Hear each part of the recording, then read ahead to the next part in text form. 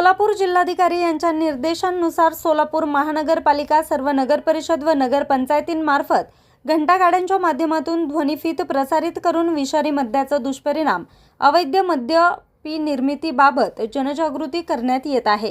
शहरासह ग्रामीण भागात नागरिकांना सतर्कतेचे आवाहन करण्यात येत आहे। अवैध हातभट्टी निर्मिती व विक्री केंद्रांना पुरवण्यात येणाऱ्या अधिकृत किंवा अनधिकृत वीज जोडण्या तातडीने खंडित करण्यासाठी विशेष मोहीम राबवण्याचे निर्देश महावितरणला देण्यात आले।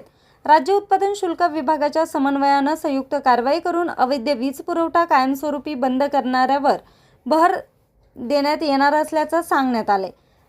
मिथेनॉल विषय अन्न औषध प्रशासनाच्या अखत्यारीत असल्याने मिथेनॉलचे उत्पादन, खरेदी, विक्री, साठवणूक, वितरण करणाऱ्या आस्थापनांची माहिती संकलित करून त्यावर विशेष देखरेख ठेवण्यात येत असल्याचे स्पष्ट करण्यात आले।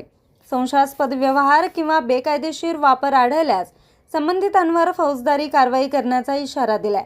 पोलीस विभाग व राज्य उत्पादन शुल्क विभागामार्फत संपूर्ण जिल्ह्यात संयुक्त धडक कारवाया सुरू असून त्या अधिक तीव्र करण्याचे निर्देश देण्यात आले आहेत। महाराष्ट्र दारूबंदी अधिनियम 1949 मधील कलम 133, 134 नुसार अवैध मद्य निर्मिती व विक्री रोखण्यासाठी सर्व संबंधित विभाग, स्थानिक स्वराज्य संस्था, महसूल अधिकारी, पोलीस पाटील, ग्रामसेवक, तलाठी, इतर शासकीय कर्मचाऱ्यांनी आवश्यक सहकार्य करणं बंधनकारक असल्याचं जिल्हाधिकाऱ्यांनी सांगितलं।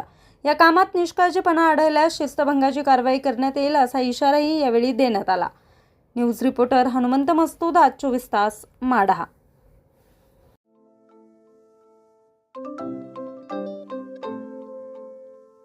नवनवीन आणि ताज्या घडामोडींसाठी आज 24 तास सबस्क्राईब करा।